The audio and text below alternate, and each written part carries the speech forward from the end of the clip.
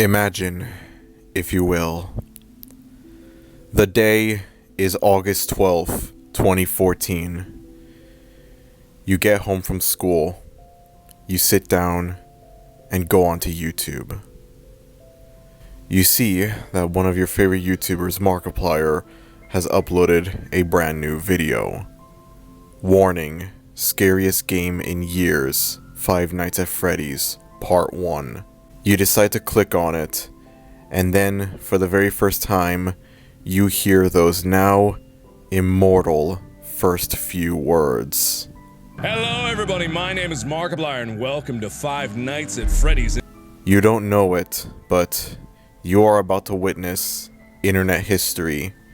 This small little game that Markiplier plays with evil animatronics would grow into something much, much bigger. More and more installments get made, and you watch Markiplier play each and every single one of them. Eventually, Five Nights at Freddy's is no longer just another indie horror game. It is something much bigger. I watched Markiplier's first FNaF video when it came out. I had no idea how big this franchise would get. And then throughout 2014 and 2015, I would just keep getting more and more hyped for every further installment in the series. Just the joy of, every single day going onto scottgames.com and seeing what new teasers there could be, if there even is a new teaser. Just the excitement that I felt every time a new teaser was uploaded, especially during the FNaF 3 and FNaF 4 era. And then eventually, though, you just lose interest in something. One day, you're obsessed with something, and the next day, you just don't care about it all that much.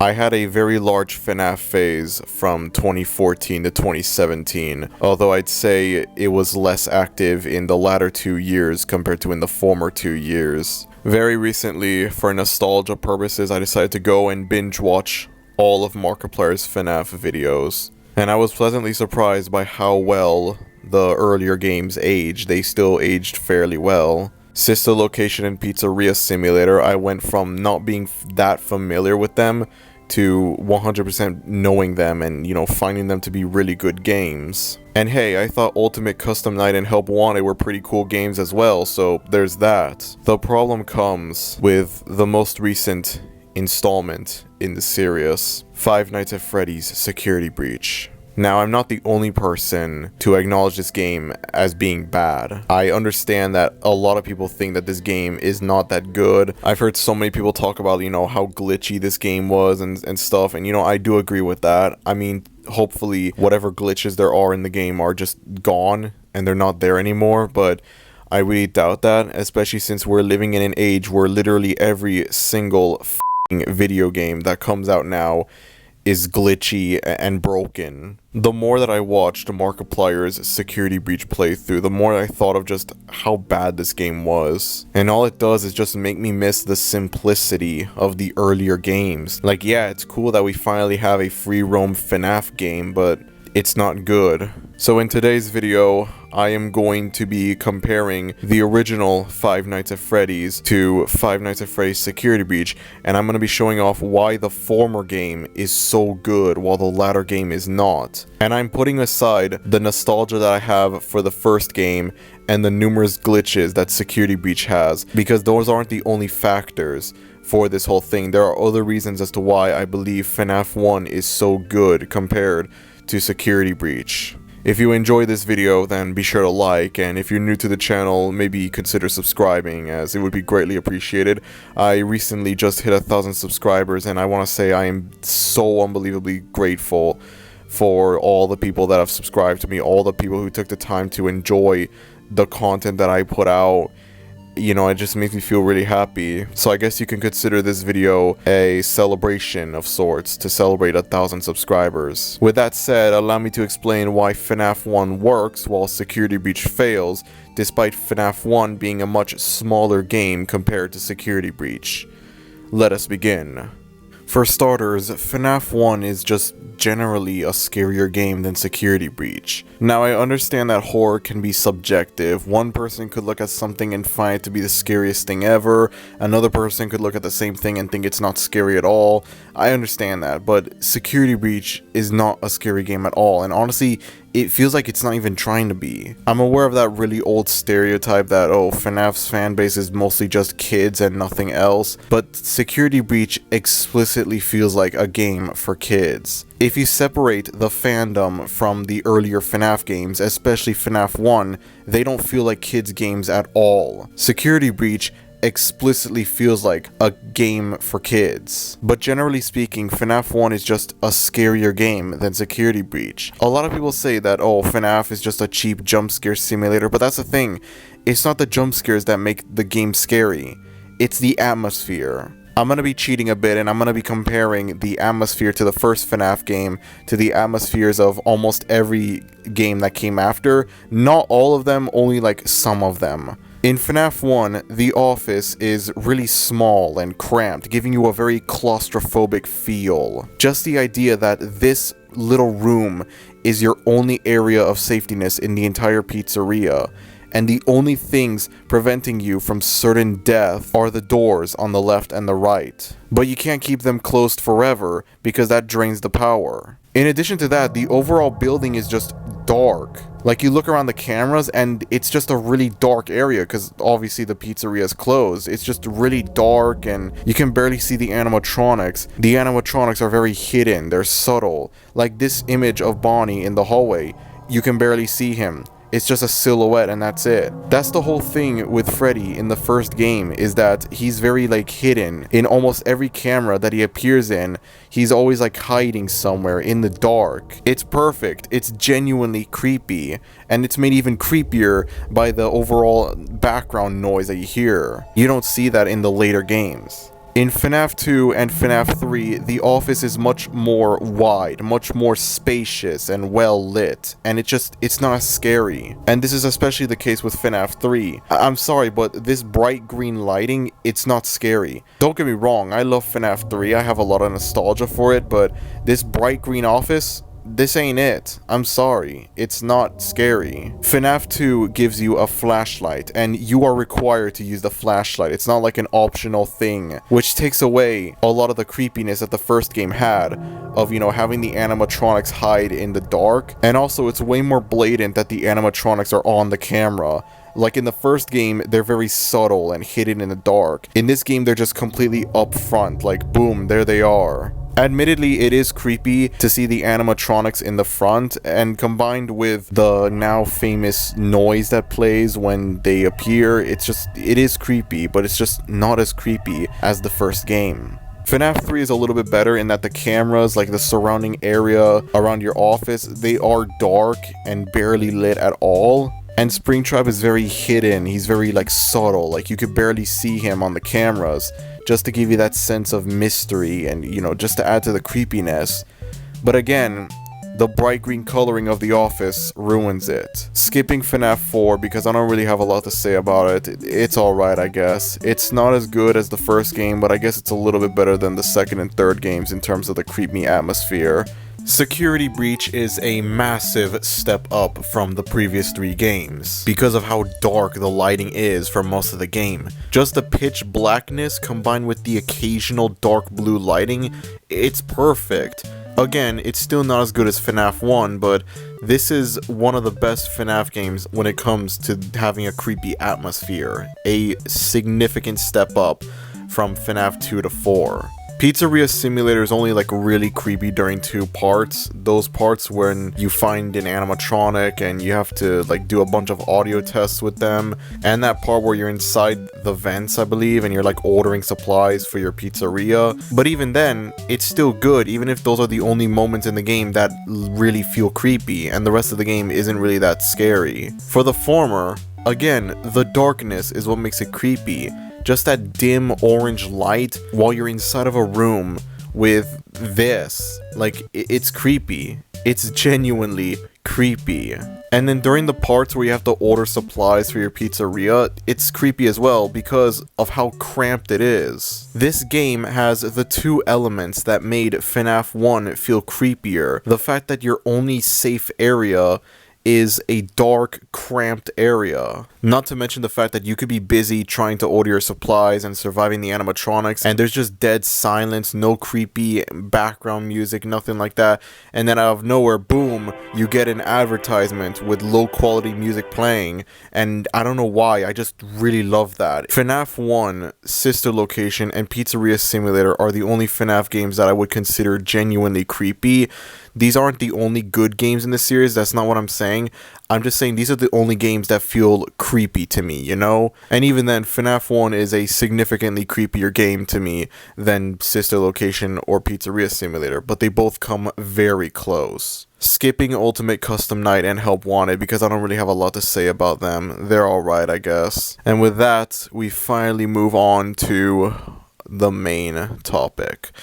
Security Breach, which is not a scary game at all, and again, it doesn't feel like it's trying to be scary. Now this is when I can truly, properly compare FNaF 1 to Security Breach and showing why Security Breach fails as a horror game. For one thing, I miss the more realistic feel that the first game had, as well as the second, third, and fourth games.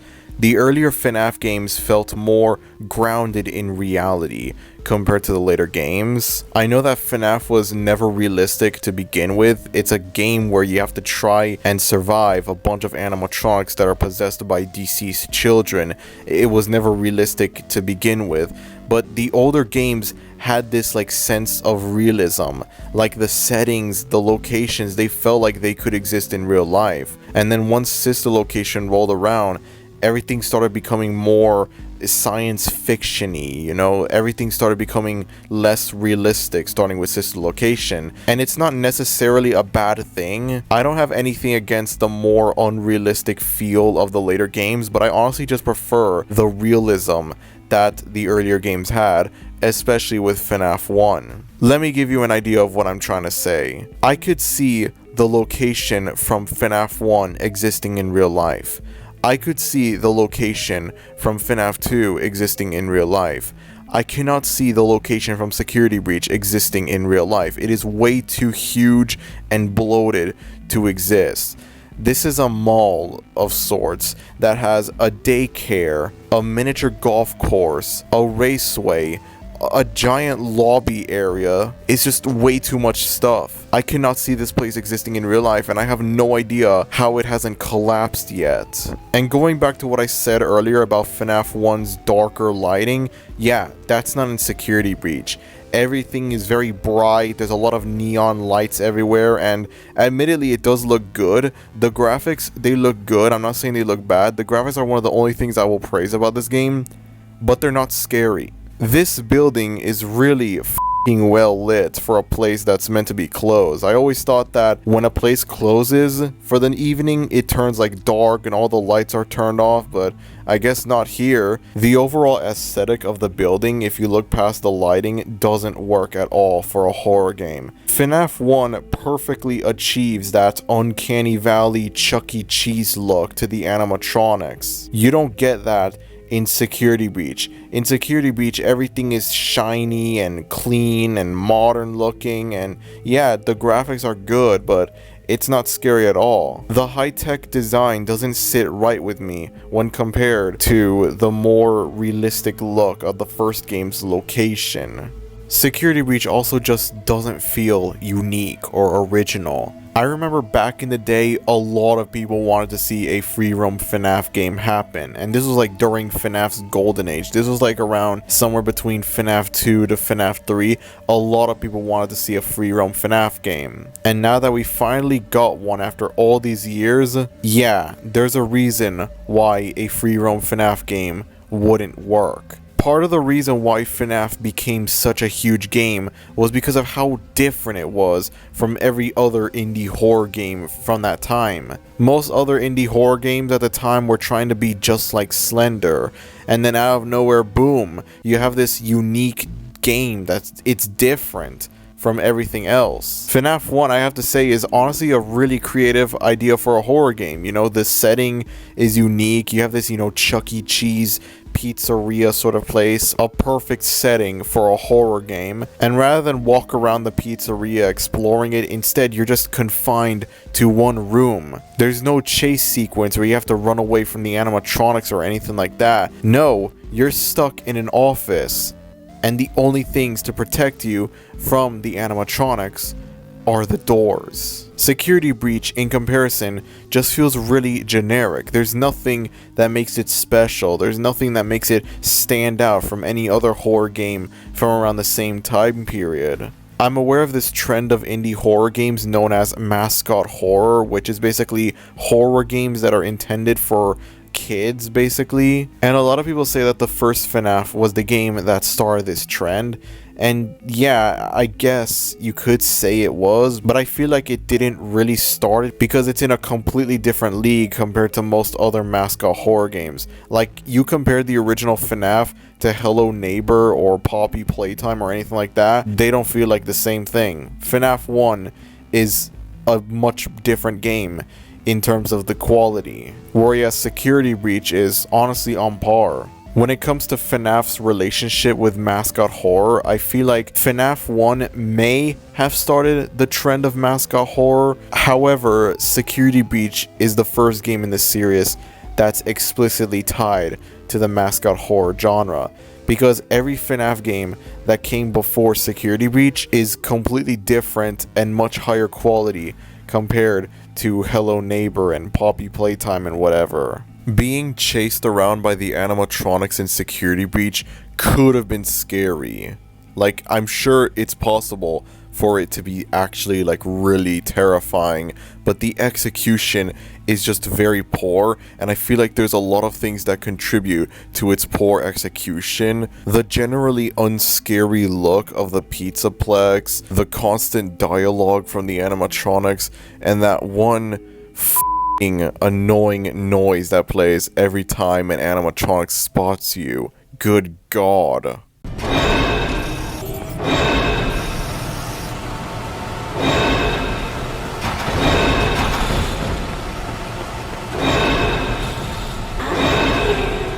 And don't even get me started on the large amount of security bots that are really hard to avoid. God. You know how I said earlier that FNaF 1 wasn't scary because of the jump scares, but it was scary because of the atmosphere? Yeah. Security Breach is scary because of the jump scares, and even then, they just become really tedious and annoying. I remember back during FNaF's peak era, a lot of people criticized it for being a cheap jump scare fest. Yeah, that's what Security Breach is. The jump scares are scary at first, and then they just get really annoying after a while. I don't know where else I could put this into the video, so I'm just gonna bring it up right now. I hate the fact that whenever you go to the elevator and you like try and go onto a different floor, you have to wait in real time. Why is it like that? Why can't it just be like, I go into the elevator, I press the button, and then like a loading screen appears, and then boom, I'm on the floor that I want to be on? Why do I have to wait in real time for the elevator to take me to where I want to go? It takes like, it's really long as well. It's like 30 seconds, and nobody has that patience to sit through this. It's just pointless filler added in for no reason. It just slows the game down unnecessarily. Good God. Finally, let us discuss the elephant in the room. Near the end of the game, you are given a choice to leave the Pizzaplex or stay in it. If you choose to stay, that is the only way you could be able to get the true ending of the game. The catch is, though, you will not be able to save for the remainder of the game if you choose to stay. It doesn't matter how much progress you make. If you die, you have to go all the way back to the choice screen where you have to choose to stay or leave, no matter what. Now, this is an absolutely atrocious idea, and I have no idea how they thought that this was a good idea. This should be like an optional harder mode sort of thing, not like a required thing that you have to do. You now have to be extra careful with the animatronics and the security bots, and it just adds extra stress. The fear that comes from this game is not because it's scary, but rather it's because of the stress and anxiety that you have trying not to die and lose all of your progress. And that's not something that a good horror game would do. Watching Markiplier die after spending 3 hours making lots of progress on the game just to lose that progress genuinely hurt me to watch. I'm not even joking. Where is she? Whoa! My God! God damn you! No. Where? Where? Ah! No!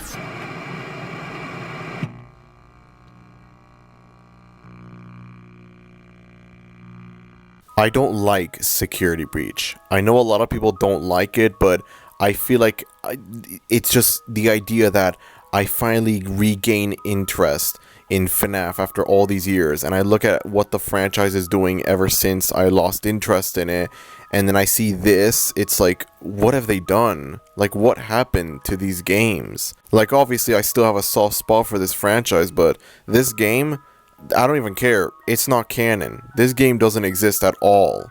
There are good things about it, but they're not enough to save this game. I've seen a lot of people say that FNaF should have ended after Pizzeria Simulator in 2017, and honestly, I agree with that. Rewatching Markiplier's videos on FNaF and seeing how Pizzeria Simulator ended, it just makes me think, you know what? Yeah, it should have ended after this game. Maybe we can keep Ultimate Custom Night as an epilogue, but that's about it. In my eyes, there are only 7 FNaF games and nothing else. Help Wanted is a cool game, but because of its connections to Security Breach, I have no choice but to sacrifice it. I'm sorry. And again, as I said earlier, the rising trend of mascot horror just makes things worse for me. I don't want to associate FNaF with garbage like Hello Neighbor or Poppy Playtime or whatever the f*** this is. I just don't. I'll give Security Breach credit for trying to do something different, but it just doesn't work at all, and the execution is very poor. The unscary atmosphere arguably being the biggest problem with the game, if you look past the glitches. The simplicity of the earlier FNaF games was part of what made them good, and Security Breach doesn't have any of that at all. It doesn't have that unique feel that the earlier FNaF games had. Whatever the case may be, the original FNaF will always be a modern horror classic, and Security Breach is just non-canon to me. I don't even care. This game doesn't exist. It's not canon at all. There's just something really soulless about it when compared to the earlier games. I don't like it. Alright, I don't like this game. I know a lot of people don't like it, but I've got an interest in these games again, and just seeing what it is nowadays, it hurts me. So anyways guys, that's about it. Thank you everyone for watching this video. If you enjoyed this video, then be sure to like, and if you're new to the channel, maybe consider subscribing, as it would be greatly appreciated. Again, I reached 1,000 subscribers very recently, and I am so unbelievably grateful for that. I want to say thank you to everyone that has subscribed to me. It really means a lot to me. More great content will be coming soon. Thank you everyone for watching this video, and I will see you all next time. Adios.